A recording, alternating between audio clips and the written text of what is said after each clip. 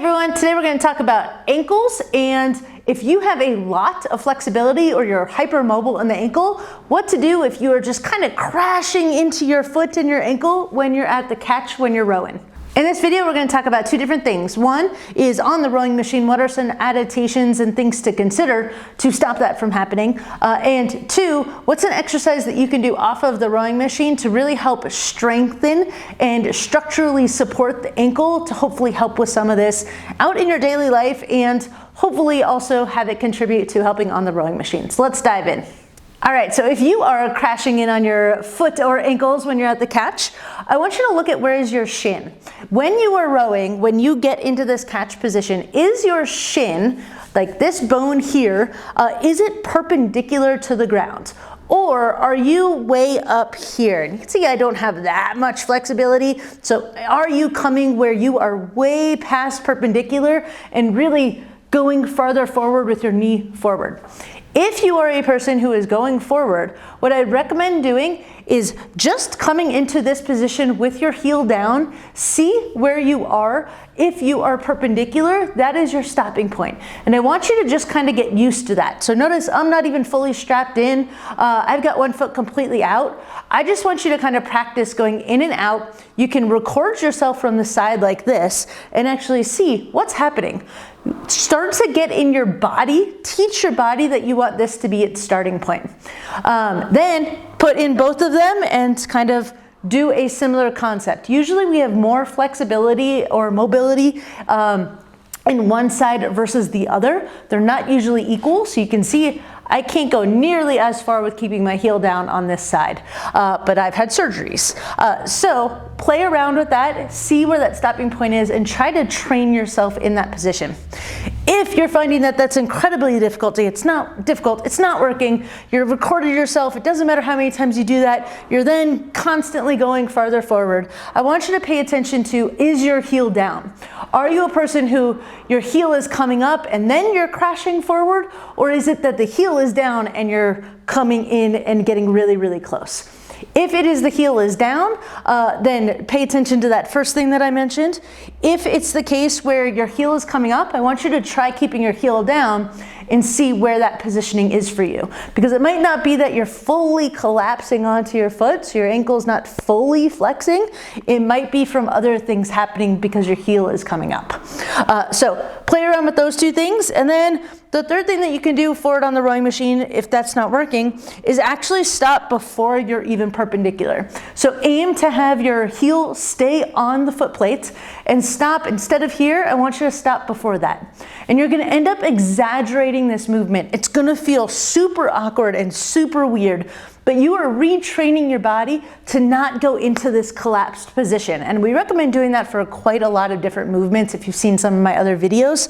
But when it comes to this one, you'll basically just be doing the rowing stroke and you're stopping right about here. And let me get my hands out of the way, but you're gonna stop before it gets to perpendicular. So another thing that you can actually do is play around with where your foot plate is. You can try it lower, you can try it higher, depending on where you specifically happen to have more mobility and in what areas, that would change how it actually affects you. But going higher and lower will change a little bit of the mobility needed, and you might find that it's easier to stop going super far forward if you have the foot plate in a different position.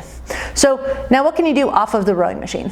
So when it comes to ankle strengthening, TheraBands or bands kind of like this can work really well for this, and it's a 4-way ankle movement. Okay, so for this exercise, I recommend getting a band like this or a TheraBand or something like that, and you're gonna basically create a loop in it. So if you've got a TheraBand, you're just gonna tie a knot and make sure it's tight so it's not gonna open on you. And if you've got something like this, I'm just gonna put the little carabiner in there and make a little loop. This loop is gonna go around the middle of my foot. Then you're gonna take the other side and you're gonna either put a knot in it, throw it into a door and close the door on it so you can move around, or you can attach it to something. I'm gonna attach it to my trailer. All right, so now I've got a loop attached to something. I'm gonna take this loop and I'm gonna put it around the middle of my foot, and I'm gonna have my leg straight out in front of me. What we're gonna do is step out until we have, or move out till we have some resistance on the band. So the band wants to pull me this way. You want to keep your leg from moving. We don't want this movement to come from your hip. So you're really gonna emphasize just moving at the ankle. And you're gonna let this pull you out, and you're gonna pull it inwards. So this is an inversion exercise to work more of the inner muscles on this side. However, you're working the outside as well a little bit. Then what I recommend doing is just moving your location. And this is why I like doing it like this, because you don't have to put yourself in funky, weird positions. You're gonna do the same thing, come out so you have resistance, and then you're gonna pull up. So from neutral to up. And you're gonna be working these shin muscles. Then you're gonna turn the other way. Now I'm gonna pull outwards. So this is eversion. And this is more working that outside, but working a little bit of the inside as well. So we've got the in, the up, and the out. And the only one missing is more of like a calf raise. Now you can do this where you flip and push away from your body, like this, and then it becomes a 4-way band exercise. You can also do it if you want first, where you're holding this and just pushing away. If this is really easy for that movement, you can also go to standing calf raises. But that is a 4-way ankle banded exercise that can really help with strengthening the muscles that support your ankle. All of these muscles are actually like in our calf, in our lower leg, and they go into these tiny tendons, and that's why our ankle is so tiny, because it doesn't have any of those giant big muscles there. It's all the little tendons. So working the muscles up here will really help strengthen the ankle. Hope that's helpful. As always, please let me know if you've got questions or comments. Please hit that little thumbs up. Helps my tiny little channel get seen so I can help more people like you. And ask your questions, and I'll make videos like this trying to help. Happy rowing.